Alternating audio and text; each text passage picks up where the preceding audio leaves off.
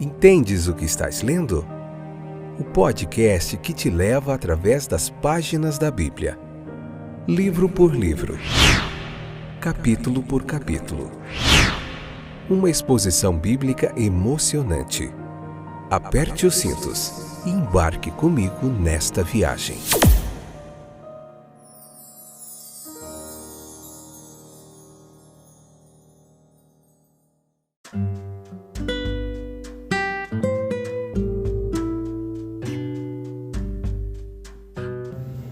E aí, gente boa de Deus, tudo bem com vocês? Pela imensa misericórdia do Senhor, eu estou aqui novamente. Isso é porque Ele tem permitido, nada acontece sem a sua vontade. Lembre disso em todos os momentos da sua vida. Hoje a gente vai continuar a nossa jornada fantástica através da Bíblia. No nosso podcast Entendes o que estás lendo, hoje Mateus capítulo 8, parte 4, episódio de número 612, 8ª temporada. Como vai você? Tudo bem? Espero que sim. Prazer tê-lo aí novamente para acompanhar nossos estudos através da Palavra de Deus, nessa pregação expositiva aqui, nesse estudo sequencial da Bíblia que nós fazemos capítulo por capítulo. Eu tenho me debruçado sobre os comentários, os estudos de muitos comentaristas bíblicos eruditos aí. Trago para você também uma bagagem de mais de 25 anos que a gente tem estudado, ensinado a Bíblia. E tenho trazido isso aqui para você de forma gratuita, um toque aí do seu celular. Tem vários distribuidores, a Deezer, Amazon Music, Google Podcasts, Apple Podcasts. Tem muitos distribuidores aí mesmo, você encontra esse podcast, você pode pesquisar na rede. E temos o livro de Gênesis, Levítico e Números. Em breve estaremos fazendo o último do Pentateuco, o 5º livro do Deuteronômio. E na nossa jornada pelos evangelhos nós fizemos João primeiro, depois fizemos o evangelho de Lucas, o evangelho de Marcos, e agora estamos no evangelho de Mateus, capítulo 8. E aqui você encontra tudo, detalhe por detalhe, versículo por versículo, capítulo por capítulo, uma interpretação, uma exegese clara, objetiva do texto bíblico para você compreender tudo que a palavra de Deus tem a nos ensinar. Vamos lá? Pronto? Pronta? Seja onde quer que você esteja, em que lugar do mundo, em que horário que você esteja nos ouvindo, que a palavra de Deus te transforme, te abençoe, te renove, te ajude em suas escolhas, em suas decisões. Cristo na tempestade, essa passagem fantástica, Mateus capítulo 8, versículo 23 ao 24, leia lá, depois vem para cá. Em seguida Jesus entrou no barco e seus discípulos o acompanharam. De repente veio sobre o mar uma tempestade violenta, com ondas que cobriam o barco, e Jesus, no entanto, dormia calmamente. A única maneira de escapar da multidão era atravessar o lago, e isso eles fizeram. No entanto, mesmo no mar não foi possível obter tranquilidade, pois uma das tempestades repentinas que desciam das colinas sobre lagos como aquele, sem litoral, sem aviso prévio, caiu sobre o pequeno barco quando ele estava no meio de sua viagem, com tal violência que até os pescadores experientes que tripulavam a embarcação temiam pelas suas vidas. Ainda assim, Cristo estava dormindo. Cristo está adormecido na tempestade. Essa é uma imagem impressionante. Isso revela nele algumas coisas. Uma delas é que havia um cansaço natural nele. Mesmo quando ele procurava descanso em muitos lugares, a multidão o impedia. Agora, finalmente, ele está livre da multidão e a natureza afirma o seu domínio. Ele cai no sono pesado, de exaustão total. E aqui está revelado a nós, meus queridos, a verdadeira humanidade de Cristo. Como ele pode compreender nossas fraquezas, como seu trabalho não foi fácil, mas árduo e cansativo. Entregue gratuitamente para o bem dos homens. Demonstrava paz interior, ele não precisa ficar acordado, torturado pela ansiedade. Ele não tem uma consciência culpada para perturbá-lo. Dentro de seu peito está tudo calmo, enquanto a tempestade ruiva ao redor do barco. Ele tinha uma fé perfeita. Ele está sempre pronto para a vontade de seu Pai. Ele sabe que tudo está seguro com Deus. Cristo é despertado por seus discípulos. A sua ação é natural. Eles estavam em perigo iminente, ou pelo menos assim pensavam. E a sua conduta revela o seu estado de espírito. Essa foi uma estranha mistura de fé e incredulidade que vemos aqui. Cristo é um carpinteiro da cidade de Nazaré, lá no interior. Esses homens não, eles são nativos do litoral. São pescadores habituados ao mar. No entanto, eles clamam de forma instintiva a Cristo. Em todos os seus problemas, o cristão não pode deixar de recorrer ao seu mestre. Não. Esses homens em pânico, eles esperaram que o seu mestre se levantasse no momento certo e os salvasse. Em seu terror, eles estão impacientes com o sono tranquilo de Cristo, que é natural. Eles insinuam que Cristo não se importa se eles perecerem. Grandes problemas são um teste severo de fé, especialmente quando temos que esperar muito pela libertação de Cristo. Cristo acalma a tempestade.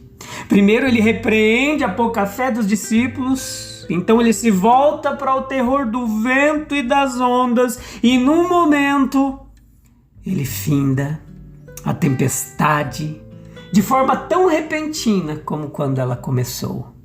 Aqui está a verdadeira repreensão à incredulidade. Cristo nunca é negligente com seu povo em meio a seus problemas. Ele pode parecer atrasado aos nossos olhos, mas ele chega no momento certo. Ele fará tudo o que for necessário. Seja qual for o problema, ele é capaz de vencê-lo. No entanto, parece mais fácil acalmar uma tempestade no mar do que um coração atribulado e perturbado. Se você segurar um copo de água na mão, você pode garantir que ele esteja em repouso enquanto mantém a mão imóvel. Mas se você pegar um pássaro selvagem e o segurar na mão, você vai sentir seu coraçãozinho pulsando contra os seus dedos e você não poderá acalmá-lo simplesmente mantendo sua mão imóvel. Você deve ensiná-lo a confiar em você. Quando ele ganhar a confiança, quando você conseguir ganhar a confiança, aí ele vai se acalmando e fica no estado de repouso. O mar, ele pode ser acalmado por uma palavra de Jesus, mas o coração do homem, ele é acalmado somente através da fé. Essa parte do capítulo 8 sobre a tempestade é um dos milagres mais marcantes que Jesus realizou. Cristo estava dormindo no barco, deitado, tão profundamente adormecido que o vento ruivante, o ranger dos remos, as ondas agitadas não eram capazes de perturbá-lo. Os pescadores mal sabiam o que fazer da melhor forma. Foram necessários todos os remos para manter a proa do barco contra o vento. Ele estava se enchendo rapidamente com as ondas que quebravam nas laterais. Finalmente, no seu desespero, acordaram o mestre. Ele levantou-se tão calmamente como se não houvesse perigo e pronunciou as palavras que o declaravam o Senhor da natureza, mas que fizeram os pescadores se perguntarem: quem é este? Que até os ventos e o mar lhe obedecem. Toda a vida de Cristo foi uma revelação de si mesmo. Então perguntamos: o que esse milagre revela? Ao longo de sua vida, a pergunta foi feita: quem é Ele? O que você acha de Cristo? Foi perguntado por seus compatriotas de Nazaré, por seus discípulos, pelos discípulos de João Batista, pelos fariseus de Jerusalém. A resposta de Cristo é: se vocês não acreditam em mim, acreditem ao menos nas obras que eu faço. Dá uma impressão profunda da existência de Cristo na humanidade. Veja as sugestões do seu sono, suas noites de dormir em oração, suas noites sem dormir em oração. Não nos surpreendem, mas o seu cansaço sim. Seu cansaço nos surpreende. Um salvador humano é aquele que dorme. Dá uma impressão profunda de que Cristo está além da humanidade. Ele controla as tempestades, ele comanda a natureza. Se esse homem estiver sob limitações, ele deve ter se colocado sob limitações voluntariamente, espontaneamente. A revelação que faz da missão de Cristo era mostrar aos homens o Pai. Ele lhes disse que o Pai era e o que o Pai pensava. Ele lhes mostrou o que o Pai sempre fazia em seu amor por eles. E o que então ele mostrou aqui? Como Deus Pai está sempre trabalhando, controlando as circunstâncias dificultadoras e angustiantes que nos colocam em perigo. Muitas vezes nós pensamos que somos dominados pelas coisas exteriores, ou pelo menos encontramos nelas as nossas desculpas. Por isso nós precisamos deste milagre, da sua garantia de que o nosso Deus Pai segura as águas e tudo o que elas representam na palma da sua mão. Creia nisso. No versículo 28 do capítulo 8, nós vemos uma outra circunstância desse texto. Quando Jesus chega ao outro lado do mar, na região dos Gadarenos, 2 homens possuídos por demônios saíram do cemitério e foram ao seu encontro. Eram tão violentos que ninguém podia passar por ali. Que fique claro que existe uma distinção entre a possessão genuína por um espírito maligno e os fenômenos da loucura, das doenças mentais ou a maioria daqueles casos de peste meramente corporal, que nos piores momentos provavelmente foram resultado e uma consequência de uma vivência que contribuiu para tal. Apenas o endemoniado é mencionado por Marcos e Lucas. No relato de cada evangelista, essa narrativa segue a do acalmar da tempestade. A realidade de demônios ela tem sido questionada. Os exemplos de possessão demoníaca registrados nas Escrituras têm sido interpretados por alguns como sendo casos de insanidade, doenças mentais em suas mais variadas formas e manifestações.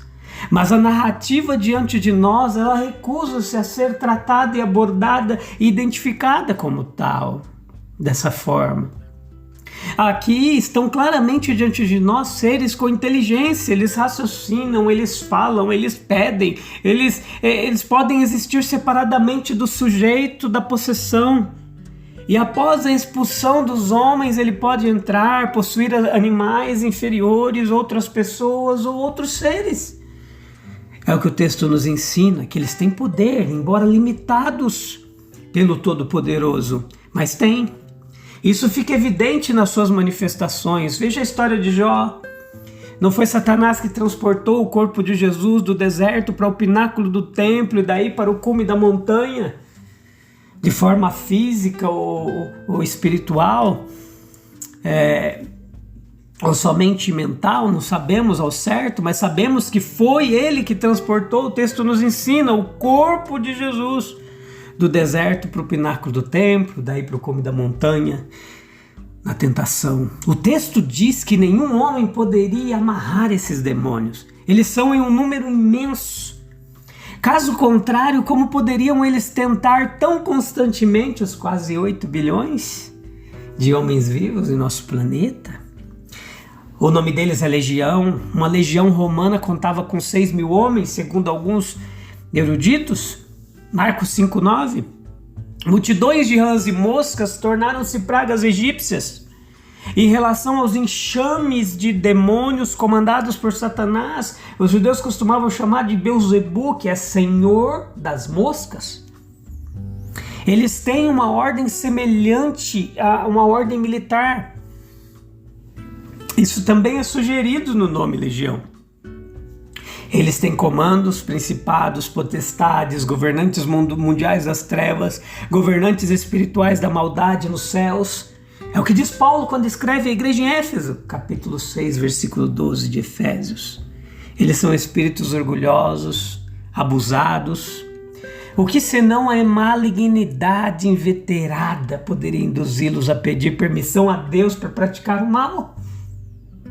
Ainda mais quando sabem que pelo aquilo que eles praticam, eles receberão uma justa punição e retribuição. Os demônios ainda não estão no inferno. Seu tempo do tormento é o dia do julgamento. Apocalipse 12:12, Apocalipse capítulo 21-3, versículo 10. Fora da humanidade eles estão perturbados e inquietos. É um tormento para eles serem expulsos da humanidade. Versículo 29. Eles preferem ser entregues ao corpo de um animal a ficarem sem casa. Satanás possuiu ou tomou a forma de uma serpente. Esses demônios pediram permissão para entrar nos suínos, nos porcos. Eles causam estragos onde quer que estejam. A propensão e a disposição ao mal do coração humano é uma tumba onde pode facilmente habitar um demônio. Esses endemoniados, eles foram expulsos da sociedade para a solidão das tumbas. O pecado destrói lares, destrói amizades, destrói comunidades, é suicida. Esses endemoniados se cortaram com pedras, como os sacerdotes de Baal se cortavam com facas. Caim era daquele malvado que deixou o mal tomar conta dele e matou seu irmão. Esses endemoniados eram o terror dos que cruzavam seu caminho. Versículo 28.